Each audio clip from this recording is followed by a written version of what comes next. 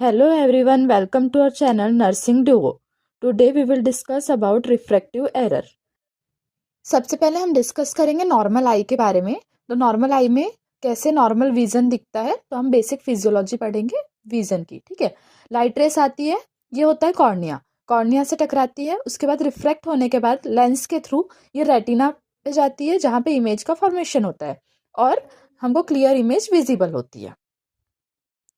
अब हम पढ़ेंगे रिफ्रैक्टिव एरर के बारे में। रिफ्रैक्टिव एरर मतलब जब जो लाइट रेज होती है वो नॉर्मली रेटिना पे नहीं पड़ती है, उसके आगे या उसके पीछे पड़ती है, जिसके वजह से ब्लर्ड विजन होता है, इसको बोलते हैं रिफ्रैक्टिव एरर। ठीक है, तो ये अलग अलग टाइप के होते हैं, 4 टाइप्स पढ़ेंगे हम, मायोपिया, हाइप्रोपिया, एस्टिग्मेटिज्म और प्रेसबायोपिया।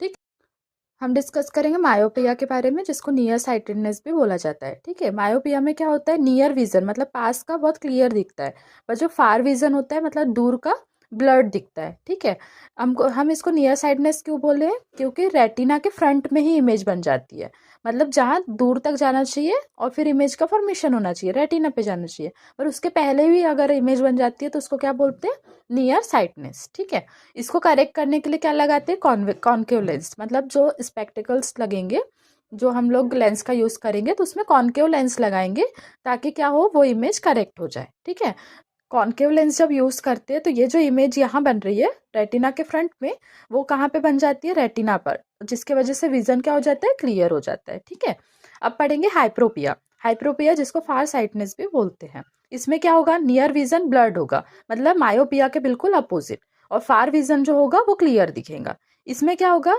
रेटिना के बाहर बन रही है, ठीक है, उसके पीछे इमेज बन रही है, बिहाइंड द रेटिना।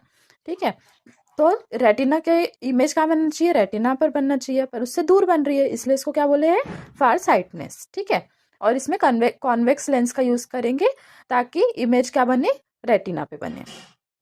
फिर देखेंगे एस्टिग्मेटिस।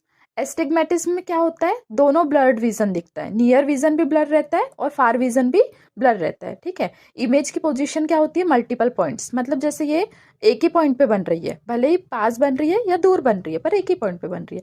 इसमें क्या होगा, इमेज जो होगी वो बहुत सारे पॉइंट्स पे बनेगी, यहाँ पे यहाँ पे यहाँ पे, जिसके वजह से क्या होगा, ब्लड विजन होगा दोनों साइड का, नियर का भी और फार का भी। इसमें सिलेंड्रिकल लेंस का यूज करेंगे ताकि विजन्स क्या हो, क्लियर हो सके।